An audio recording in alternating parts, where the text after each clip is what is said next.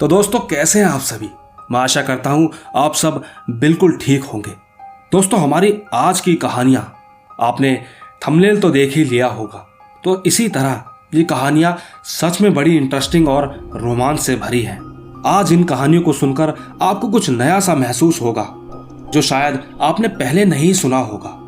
आप इन कहानियों को एक डरावने सफर का एक फुल पैकेज समझ के चलिए।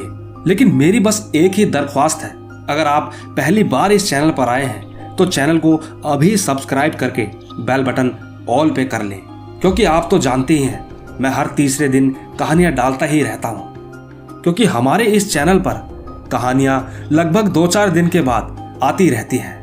बाकी अगर आप भी चाहते हैं कि मैं आपकी कहानियों को अपनी आवाज दूं, तो आप मुझे कहानियां सुनने के बाद इंस्टाग्राम पर मैसेज कर सकते हैं। मेरी आईडी है महेश आर्या यूट्यूबर, मैं आपको वहीं मिलूंगा। बाकी दोस्तों, शुरू करते हैं 2021 की बेहतरीन डरावनी कहानियां। तो जल्दी से अपने अपने हेडफोन लगाएं और शुरू हो जाए मेरे यानी महेश के साथ।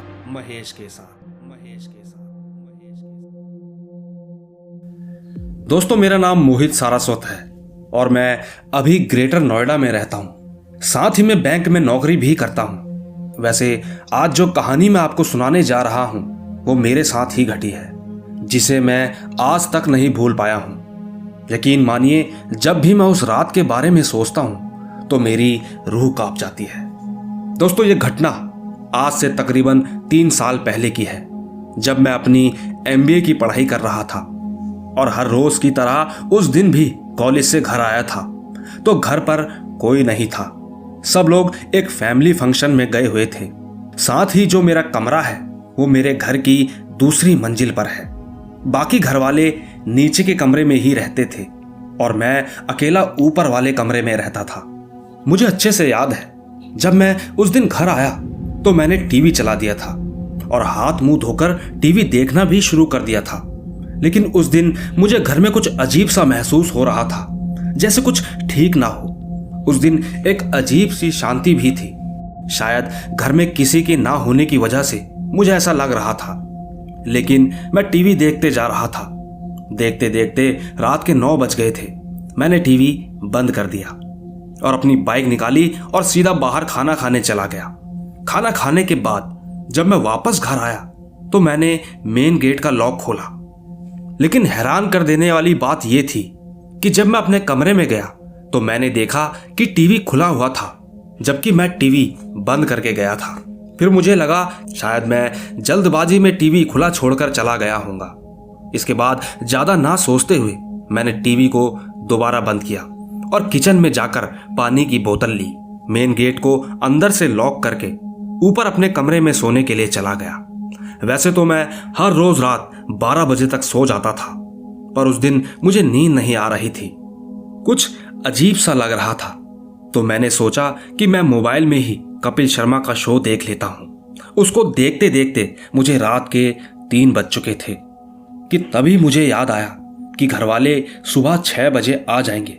इसीलिए मैंने सोचा कि अगर मैं नहीं सोया तो शायद मैं सुबह उठ नहीं पाऊंगा। मैंने अपने मोबाइल में 5:30 बजे का अलार्म लगा दिया था। यह बात फरवरी 2017 की है, जब मेरे साथ ये घटना घटी थी। उस समय हल्की हल्की ठंड भी थी, तो मैंने कंबल ओढ़ रखा था। जैसे ही मैंने सोने के लिए करवट ली, तभी अचानक से मेरे दरवाजे पर किसी ने खटखटाया। मैंने जब आवाज सुनी तो मैं उठकर बैठ गया और ध्यान से खटखटाने की आवाज सुनने की कोशिश करने लगा, लेकिन फिर कोई आवाज नहीं आई।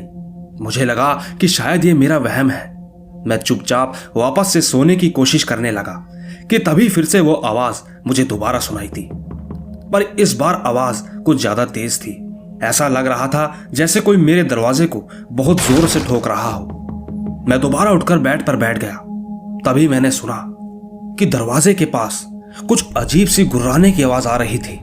मैं वो आवाज सुनकर बहुत ज्यादा डर गया था।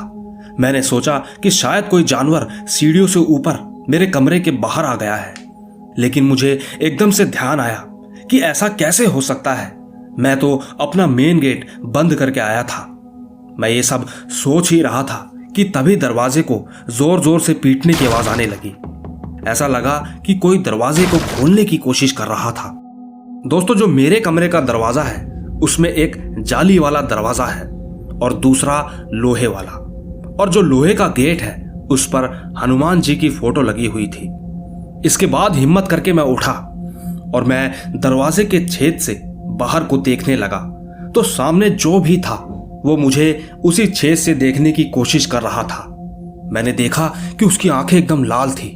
मैं ये देखकर बहुत ज्यादा डर गया था और मैं सीधा अपने कमरे के बेड के नीचे जाकर चुपचाप छुप गया। तभी मुझे ध्यान आया कि मेरा भाई अपने दोस्त की बर्थडे पार्टी पर गया था।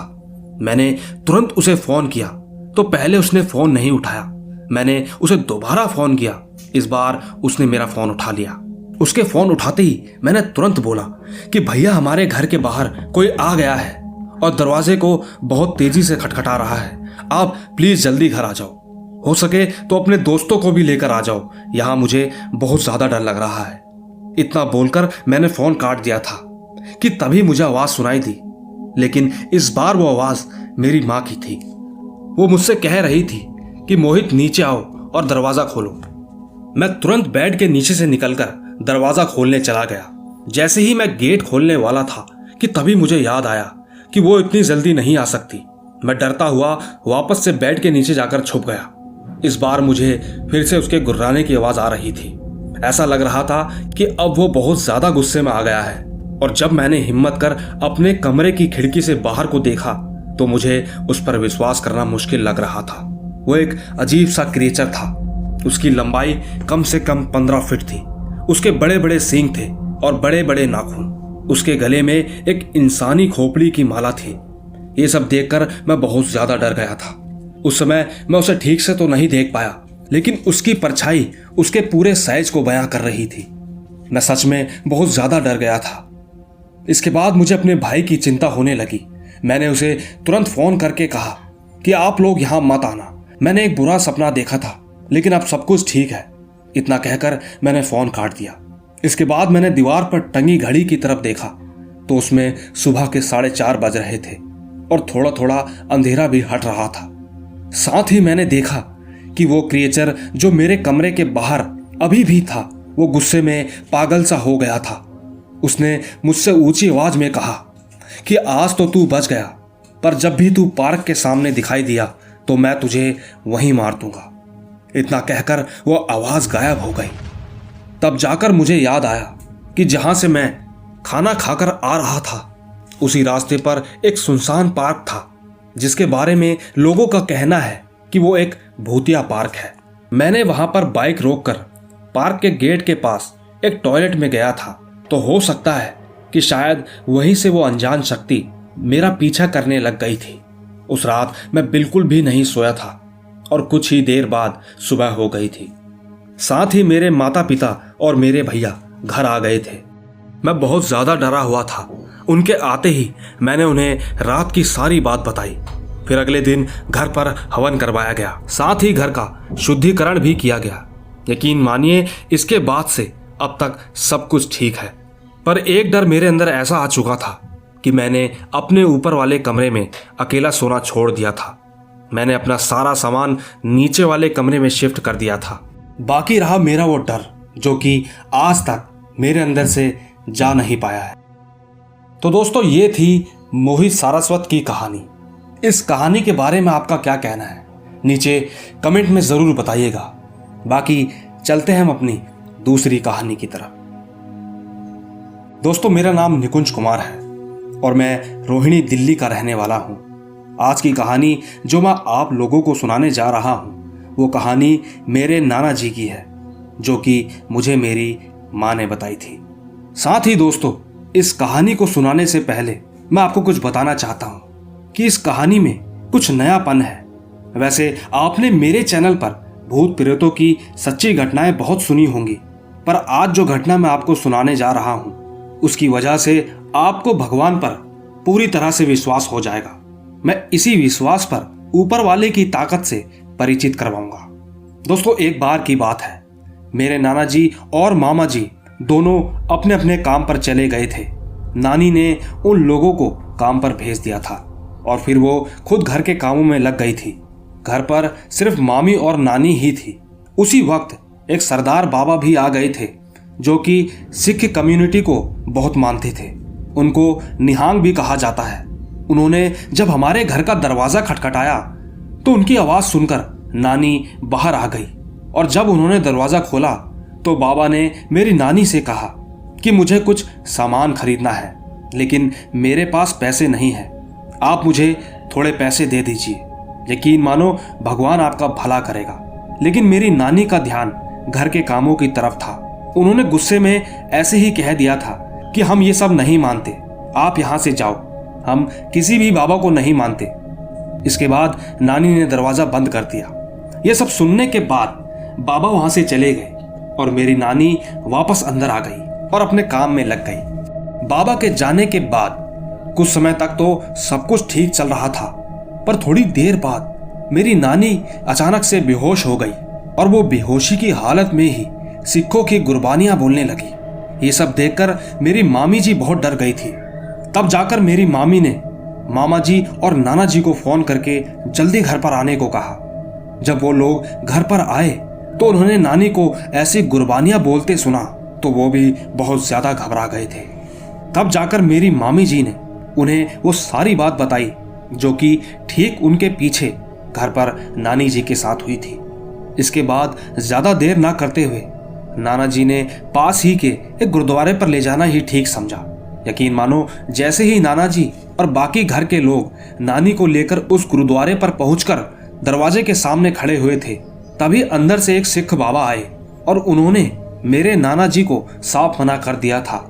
कहा कि इसको यहाँ पर मत लाओ, आप इन्हें लेकर बंगला साहिब गुरुद्वारे चले जाएं, वहीं पर जाकर ये ठीक हो जाएंगी। दोस्तों, उस सिख बाबा की बातें सुनकर मेरे नाना जी बहुत ज्यादा घबरा गए थे। वो ये सोचने लगे थे कि इस बाबा को कैसे मालूम पड़ा कि वो लोग मेरी नानी को लेकर आए हुए थे। दूसरी तरफ मेरी नानी अजीब तरह से सिक्कों के पाठ पढ़ने लग गई थी, लेकिन मेरे नाना जी ने वही करना ठीक समझा जो उस सिख बाबा ने करने को कहा था, क्योंकि उन्हें विश्वास हो गया था कि जब ये बाबा को बिना कुछ जाने ही सब कुछ पता है तो वो भी कुछ गलत सलाह नहीं देंगे। इसके बाद नाना जी ने तुरंत वहीं से टैक्सी करी और मेरी नानी जी को बंगला साहिब गुरुद्वारे लेकर चले गए। दोस्तों, विश्वास कीजिएगा, जैसे ही मेरी नानी जी ने गुरुद्वारे के बाहर कदम ही रखा था, जैसे ही मेरी नानी जी ने गुरुद्वारे के बाहर कदम ही रखा था, उन्हें एकदम से होश आ गया था, जैसे कि वो आराम से सो रही हो और अचानक से उनकी नींद टूट गई हो। उन्हें ऐसा लग रहा था। जब नानी जी ने देखा कि वो गुरुद्वारे में आई हैं, तो उन्होंने मेरे नाना जी से पूछा कि अरे हम यहाँ क्यों आए हैं। तभी मेरे नाना जी ने कहा कि वैसे ही बस तुम्हें यहाँ माथा टेकने के लिए लेकर आए थे। लेकिन मेरी नानी के मुंह पर एक शांति सी थी, जैसे कि उनको वहां जाकर काफी अच्छा महसूस हो रहा हो, और ठीक उनके चेहरे पर मुस्कान भी थी। इसके बाद मेरी नानी जी ने गुरुद्वारे में अपने सिर पर दुपट्टा ओढ़कर माथा टेकने अंदर चली गई। साथ ही उन्होंने बाबा से झाड़ा भी लगवाया था। यकीन मानो इसके बाद से वो बिल्कुल ठीक हो चुकी थी और सब कुछ ठीक हो जाने के बाद नाना जी उन्हें घर पर लेकर आ गए थे। इसके बाद हम सबको विश्वास हो गया था कि चाहे जो कुछ भी हो, हमें कभी भी किसी को गलत नहीं बोलना चाहिए। साथ ही हम सबके भगवान एक ही हैं, चाहे उनके कितने ही रूप क्यों ना हो। आपने कहावत तो सुनी होगी कि हमें इस जन्म में कभी ना कभी किसी न किसी रूप में भगवान एक बार हमें जरूर मिलते हैं। अगर आप इस बात पर यकीन करते हैं तो नीचे कमेंट में जरूर बताइएगा। लेकिन हमें इस कहानी से ये सीख मिलती है कि हमें भगवान पर अपना अटूट विश्वास बनाए रखना है। वो चाहे किसी भी रूप में हो, पर वो एक ही है। उन्हें लेकर हमारे बीच कोई भेदभाव नहीं होना चाहिए। इसमें हिंदू, मुस्लिम, सिख, ईसाई हम सब एक ही हैं। बाकी इस कहानी में उनके साथ ही ऐसा क्यों हुआ, ये तो मैं भी नहीं जानता। लेकिन वो जो कुछ भी हुआ, उन्होंने हमें उस पर विश्वास करने पर बिल्कुल मजबूर कर दिया है। तो इसी के साथ चलते हैं अपनी तीसरी कहानी की तरफ। दोस्तों, मेरा नाम अमित है और मैं हरियाणा का रहने वाला हूं। आज जो कहानी मैं आप सभी को बताने जा रहा हूं, वो कहानी मुझे मेरे चाचा जी ने बताई थी कि कैसे उस रात उनके साथ पुल पर क्या हुआ था। ये जो घटना उनके साथ घटी थी वो बिल्कुल सच्ची है। दोस्तों, मैं आप लोगों को अपने चाचा जी का नाम नहीं बता सकता क्योंकि मैंने उनसे परमिशन नहीं ली है, पर मैं आपको कहानी जरूर सुनाऊंगा। दोस्तों, आज से 15 साल पहले की बात है, जब मैं 2.5 साल का था। तब उनकी नई नई नौकरी लगी हुई थी। उनकी नौकरी लगने के 6-7 महीने के बाद उन्हें एक हफ्ते की छुट्टी मिली थी। वो काफी खुश हुए थे। तब उन्होंने सोचा कि इन छुट्टियों में वो कहीं पिकनिक पर अपने दोस्तों के साथ जाएंगे। उन्होंने पिकनिक शहर के बाहर एक रिजॉर्ट में तय की थी। वो छुट्टी के पहले दिन ही शाम को अपने दोस्तों के साथ निकल पड़े। वहां पहुंचने के बाद उन्होंने अपने दोस्तों के साथ क्रिकेट भी खेला और काफी मौज मस्ती की। फिर वो सारे लोग रिजॉर्ट में जो वाटर पार्क था वहां पर चले गए। उनके कई दोस्तों को पानी में तैरना नहीं आता था, इसीलिए वो लोग कम गहरे पानी में गए थे और चाचा जी और उनके कुछ दोस्त जिन्हें तैरना आता था वो लोग ज्यादा गहरे पानी में तैर रहे थे। इसके बाद उनके आपस में शर्त लगी कि पानी में एक सिक्का फेंका जाएगा और जो सबसे कम समय में उस सिक्के को ढूंढ कर निकालेगा वो सबसे अच्छा तैराकी कहलाएगा। इसके बाद बारी बारी सबकी बारी आई, लेकिन सिक्का किसी को नहीं मिला। फिर मेरे चाचा जी की बारी आई तो उन्होंने पानी में गोता लगाया और अचानक पानी में जाते ही सब कुछ बदल गया था। उन्होंने देखा कि पुल की जमीन 25 फुट गहरी थी और उस जमीन पर एक कब्रिस्तान था जिसमें एक औरत खड़ी थी और वो सिक्का उसके हाथों में था। जब मेरे चाचा जी ने उसको देखा तो वो देखने में कुछ अलग ही लग रही थी। वो उस सिक्के को पकड़े हाथ को ऊपर की तरफ करके खड़ी थी। मेरे चाचा जी को ऐसा लगा कि वो सिक्का उन्हें दे रही है। साथ ही पता नहीं क्यों वो उनकी तरफ खिंचे चले जा रहे थे, जैसे उसने चाचा जी को सम्मोहित कर लिया हो। फिर चाचा जी वो सिक्का लेने आगे बढ़े ही थे कि उनका हाथ उसने जोरों से पकड़ लिया था। अब वो दोनों आमने सामने थे और तभी उसका चेहरा अचानक से बदल गया था। उसकी आंखों से खून टपकने लगा था। फिर वो एकदम भयानक तरीके से हंसने लगी थी। चाचा जी ये सब देखकर काफी ज्यादा डर गए थे। डर के कारण वो कांप रहे थे। उन्होंने उस औरत को जोर से धक्का देकर उससे अपना हाथ छुड़वाया और जैसे ही हाथ छूटा वो कब्रिस्तान और वो महिला दोनों वहां से गायब हो गए। उसी बीच वो जिस नींद में चले गए थे वो एकदम से होश में आ गए। उन्होंने खुद को उसी पुल में पाया। उन्हें उस वक्त ऐसा लग रहा था कि कोई सपना देख रहे हो। वो तुरंत पानी से बाहर निकलकर दूर जाकर बैठ गए। बाहर निकलने के बाद उनकी सांसें काफी तेज हो गई थी और उन्हें खांसी भी आने लगी थी। उसके कुछ देर बाद सब कुछ नॉर्मल हो गया। उनके सभी दोस्त उनसे पूछ रहे थे कि आखिरकार ऐसा क्या हुआ तुम्हें कि तुम इतनी दूर आकर चुपचाप बैठ गए हो। तब चाचा जी ने अपने दोस्तों को उस घटना के बारे में बताया। ये सब सुनते सुनते वहीं पर एक अंकल भी खड़े थे। शायद वो उसी रिजॉर्ट में काम करते होंगे। उन्होंने चाचा जी की सारी बातें सुन ली थी। फिर वो उनके पास आए और उन सभी को बताया कि जहां पर ये पुल बना है वहां पर ब्रिटिश के जमाने में कब्रिस्तान हुआ करता था। उनकी बातें सुनकर चाचा जी को विश्वास हो गया था कि जो कुछ भी उन्होंने देखा वो महज उनका सपना नहीं था। इसके बाद साथ ही उन्होंने महसूस भी किया कि उनके हाथ में कुछ है। जब उन्होंने अपना हाथ खोलकर देखा तो वो सिक्का चाचा जी के हाथ पर था। उस सिक्के को देखकर उनके सारे दोस्त हंसने लगे और कहा कि भाई आप जीत गए हो, चलो दोबारा यही गेम खेलते हैं। पर इस बार चाचा जी ने उन लोगों को मना कर दिया कि मैं नहीं खेलूंगा, क्योंकि चाचा जी को लगा कि उनके दोस्त उनकी बातों को महज एक मजाक समझ रहे थे। पर कहीं ना कहीं चाचा जी कहते हैं कि उन्हें आज भी ऐसा लगता है कि वो उनका सपना नहीं था, लेकिन कहीं ना कहीं उन्हें भी लगता है कि उन्हें खुद भी नहीं पता कि वो सच था या कोई सपना। तो दोस्तों ये थी अमित की कहानी। दोस्तों ये कहानी बड़ी ही रोमांचक और दिलचस्प लगी। एक तरह तो ये कहानी किसी फिल्म की तरह भी लग रही है, लेकिन जहां तक मेरा ख्याल है ऐसी कोई मूवी नहीं बनी है। इस कहानी को लेकर आपका क्या कहना है नीचे कमेंट में जरूर बताइएगा। बाकी चलते हैं हम अपनी चौथी कहानी की तरफ। दोस्तों, मेरा नाम साहिल नंदा है और आज जो मैं आपको कहानी सुनाने वाला हूं वो मेरे खुद के साथ घटी है। दोस्तों, कई जगहें ऐसी होती हैं जहां पर जाना मना होता है, लेकिन कभी कभार ऐसे हालात बन जाते हैं कि ना चाहते हुए भी हमें उस रास्ते जाना पड़ता है। ठीक मेरी तरह मेरे भी कुछ ऐसे हालात बने कि मुझे उस रास्ते या रोड पर जाना पड़ा, वो भी देर रात। फिर आगे जो कुछ भी हुआ मेरे साथ उसे मैं आज तक नहीं भुला सका।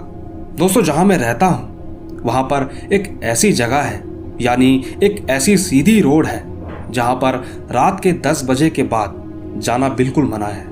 पर क्या करें, इसी तरह एक दिन की बात है, मैं और मेरे दोस्त जिसका नाम तेजस है, उस दिन हम दोनों किसी दोस्त के घर पर एक कुत्ता लेने गए थे। हम लोग करीबन शाम के 5 बजे अपने घर से निकल गए थे। वहां पहुंचकर हमने मिलकर गेम खेला और बातचीत की, खूब एंजॉय किया था। इन्हीं सब चीजों में काफी वक्त बीत चुका था। सच कहूं तो वक्त का पता ही नहीं चला कि कब उसके घर पर 10:20 हो चुके थे। रात का वक्त था तो हमने सोचा कि अब हमें घर निकलना चाहिए। उसके बाद हम दोनों अपने दोस्त के घर से निकल चुके थे और हमें उसी रोड से वापस अपने घर जाना था, लेकिन समय काफी ज्यादा हो गया था, इसीलिए हमें उस रोड से आने में, यकीन मानिए, बहुत ज्यादा डर लग रहा था। वैसे हम लोग बाइक से वापस आ रहे थे। बाइक चलाते चलाते हम लोग उसी रोड पर भी आ चुके थे और उस रोड पर एक भी स्ट्रीट लाइट नहीं थी। एकदम अंधेरा छाया हुआ था, बिल्कुल खाली सुनसान रोड थी। हम लोग अपनी बाइक की हेडलाइट की रोशनी में जा रहे थे। तभी हमने देखा कि रोड पर एक बच्ची खड़ी थी और वो हाथ देकर हमसे लिफ्ट मांग रही थी। ऐसा सब हमें दूर से लग रहा था क्योंकि कुछ भी ठीक से दिखाई नहीं दे रहा था, लेकिन जैसे ही हम उसके करीब पहुंचे तो वहां पर सच में एक बच्ची खड़ी थी। मैंने अपने दोस्त को कहा कि भाई, यहां पर बाइक मत रोकना। तब उसने बोला कि भाई, क्या बात कर रहा है, इस रोड पर यह बच्ची बिल्कुल अकेली है और किसी ने इसको लिफ्ट नहीं दी, तो हम इसे लिफ्ट देकर इसे जहां जाना होगा उसके घर तक छोड़ आएंगे। दोस्त की ये बातें सुनकर मैं भी मान सा गया था, तो मेरे दोस्त ने उस बच्ची को बैठने के लिए बोला और वो हमारे साथ बाइक पर बैठ गई। फिर हमने उस बच्ची से पूछा कि तुम्हें कहाँ जाना है, तुम्हारा घर कहाँ है? तो उसने कहा कि बस यहीं तक जाना है, यहाँ जो कब्रिस्तान वाली गली है वहीं पर मुझे छोड़ दीजिए। उसकी ये बात सुनकर हमें अजीब तो लगा, लेकिन वो प्यार से बात कर रही थी और ऐसा कुछ डर भी नहीं लग रहा था, इसीलिए मैंने चुपचाप बाइक स्टार्ट करके आगे की तरफ बढ़ा ली। बाइक चलाते चलाते उसी वक्त मेरे दोस्त की नज़र बाइक के रियर मिरर पर पड़ी, तो वो उस शीशे में देखने के बाद काफ़ी सहम सा गया था। उसने बाइक को धीरे धीरे चलाना शुरू किया और बाद में थोड़ा आगे जाकर बाइक रोक दी और उसने कहा कि जरा बाइक से उतरो क्योंकि बाइक खराब हो चुकी है। तो हम तीनों जैसे ही बाइक से उतरे तो मेरे दोस्त ने मुझसे कहा कि साहिल, यहां से भागते हैं, मैं तुझे सब बताता हूं। इसके बाद हम दोनों बिना सोचे समझे वहां से भागने लगे। तो आगे जाकर जब हम उस जगह से थोड़ी दूर चले गए थे तो हम लोग एक जगह पर जाकर रुके, क्योंकि भागते भागते हम दोनों काफी थक चुके थे। मैंने अपने दोस्त से पूछा कि क्या बात हुई, तूने बाइक क्यों रोकी और ऐसे वहां से भागकर क्यों आ गया? उसी वक्त मेरे दोस्त ने हाफते हाफते बोला कि भाई, जब मैंने बाइक के रियर शीशे में देखा तो उस बच्ची की पूरी आंखें सफेद थी और जो हम लोगों की आंखों में एक आई बॉल होता है वो उसकी आंखों में नहीं था। दोस्तों, उसकी ये बात सुनकर मैं भी डर गया था। फिर हम डरते डरते जैसे तैसे घर पहुंच गए। इसके बाद अगले दिन सुबह हम उसी रोड पर गए। उस रोड पर आगे जाकर एक दरगाह पड़ती है, वहां पर एक बाबा बैठे रहते हैं। तो हम ठीक उन्हीं के पास पहुंच गए और उन्हें एक दिन पहले रात की घटना के बारे में सारी बात बताई। हमारी बातें सुनकर वो हंसने लगे और कहने लगे कि वो तुम्हें भी मिली थी। हम डर गए। हमने बाबा से पूछा कि इसका क्या मतलब है। तब जाकर उन्होंने बताया, वो हर किसी को रोककर लिफ्ट मांगती है और कहती है कि कब्रिस्तान वाली गली में जाना है, और अगर कोई उसे लिफ्ट ना दे तो वो इंसान के साथ कुछ गलत नहीं होता। अगर किसी ने उसे लिफ्ट दे दी तो उस इंसान को कब्रिस्तान के आगे ले जाकर वो मार देती है। अच्छा हुआ तुम लोग वहां से भाग निकले और तुम बच गए। शायद ऊपर वाले ने तुम्हारी मदद की है। फिलहाल तुम दोनों ठीक हो, जाओ अपने घर जाओ। दोस्तों यकीन मानिए, बाबा की बात सुनकर हम बहुत ज्यादा डर गए थे। हमें लगा कि जैसे हम मौत को छूकर वापस आ गए हों। वो तो शुक्र था कि मेरे दोस्त ने उसे साइड मिरर में देख लिया था, वरना शायद इस कहानी के लिए आज हम लोग जिंदा ही ना होते। तो दोस्तों देखा आपने, रात का समय, सुनसान रोड, अंधेरा, बड़ा डरावना माहौल बन जाता है। ऐसे में इंसान डरे नहीं तो आप ही बताएं वो क्या करे। बाकी आगे चलते हैं अपनी 5वीं कहानी की तरफ। दोस्तों मेरा नाम ईशान है और आज जो कहानी मैं आप सभी को बताने जा रहा हूं वो मेरे दोस्त की है। ये उसके साथ घटी एक सच्ची घटना है। दोस्तों होता ये है, जब कोई इंसान अपने देश से बाहर किसी दूसरे देश में चला जाता है तो इसी तरह का एक किस्सा मेरे दोस्त का भी था जब वो घूमने के लिए अफ्रीका गया हुआ था। उस घटना के बाद उसने किसी भी देश में जाना छोड़ दिया है। दोस्तों मैं आपको अपना नाम नहीं बताना चाहता हूं, मैं बस आपको इतना कहना चाहता हूं कि मेरा एक बहुत अच्छा दोस्त था जिसका नाम ईशान है। वो एक टूरिस्ट गाइड की पद पर है। आप लोग तो जानते ही हो कि टूरिस्ट का काम क्या होता है। अगर आप में से भी कोई टूरिस्ट गाइड है तो वो नीचे कमेंट में जरूर बताएं। इसी तरह मेरा दोस्त भी अलग अलग देशों में जाता रहता था। ये बात 2018 की है, जब वो अफ्रीका गया था। अपने काम की वजह से वो वहां जाकर पूरे दिन अफ्रीका में घूमता रहा और फिर रात हो गई तो उसने सोचा कि वहां के जो लोग गांव में रहते हैं उन्हीं के साथ सोएगा। लेकिन वहां के लोगों ने उसे बताया कि इस गांव में डाकू रहते हैं, तुम यहां से चले जाओ, इस गांव में मत रहो। पर क्या करें, वो कहते हैं ना कि जब किसी के साथ कुछ गलत होना होता है तो उस वक्त दिमाग भी काम नहीं करता और गलत होकर ही रहता है। ठीक उसी तरह मेरा दोस्त भी वैसे ही जिद्दी किस्म का आदमी था। उसने उन गांव वालों की बात नहीं मानी और उस गांव में एक आदमी के घर पर जाकर रुक गया जिसका नाम अदान था। अदान के साथ उसकी बीवी भी रहती थी। शुरुआत के दिनों में सब कुछ ठीक था, पर जब मेरे दोस्त को उनके घर पर रुके 4 दिन हो गए तो उसी गांव की एक लड़की ने उसे किराए पर एक स्कूटर दिला दिया ताकि वो स्कूटर से आना जाना करे। ईशान ने भी पूरे दिन उस स्कूटर को चलाया। एक दिन उसे घर आने में काफी देरी हो गई थी, लेकिन जब वो घर पहुंचा तो उसने देखा कि उसकी घर की छत से एक औरत और 3 छोटे छोटे बच्चे नीचे की तरफ आ रहे थे। ठीक इसके बाद उसकी नजर जब अदान की बीवी पर पड़ी तो वो भी उन्हीं को देख रही थी। हैरानी की बात तो ये थी कि उनको देखते हुए उसकी आंखें एकदम काली हो गई थी। फिर मेरे दोस्त ने अदान को कहा कि मैं जरा बाहर हाथ मुंह धोकर आता हूं। ऐसा उसका बोलना एक बहाना था। दरअसल वो छुपकर उन्हें देखना चाहता था और ठीक उसने ऐसा कुछ सुना जिसे सुनने के बाद वो बर्फ की तरह जम गया। उसने अदान की बीवी को ये कहते हुए सुना कि आज रात को मेरे दोस्त को मारकर उसका खून पिएगी। और जब ये बात उसने सुनी तो वो समझ गया कि ये कोई इंसान नहीं है बल्कि इंसान के भेष में एक चुड़ैल है। ईशान ने तुरंत वहां से भागना ही ठीक समझा, लेकिन जब वो भाग रहा था तो अदान की बीवी ने उसे देख लिया था और वो भी मेरे दोस्त के पीछे पीछे भागने लग गई थी। मेरे दोस्त ने दौड़ते दौड़ते जब पीछे मुड़कर देखा तो वो औरत ठीक उसके पीछे ही थी। इसके बाद ईशान ने और तेजी से दौड़ना शुरू किया तो वो औरत अचानक से मेरे दोस्त के सामने आ गई थी। उसको ऐसे अचानक अपने सामने देखकर मेरा दोस्त डर के कारण वहीं पर बेहोश हो गया था। और जब उसको होश आया तो उसने देखा कि उसके आसपास काफी भीड़ इकट्ठा हो रखी थी।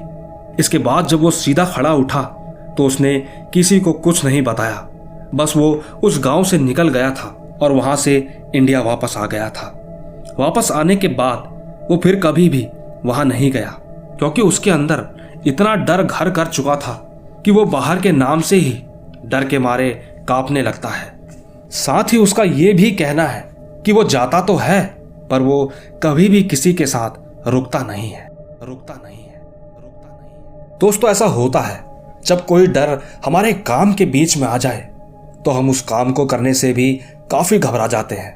आप लोग कमेंट में जरूर बताएंगे कि आखिर उसके साथ ऐसा हुआ तो हुआ क्यों। बाकी चलते हैं हम अपनी छठी कहानी की तरफ।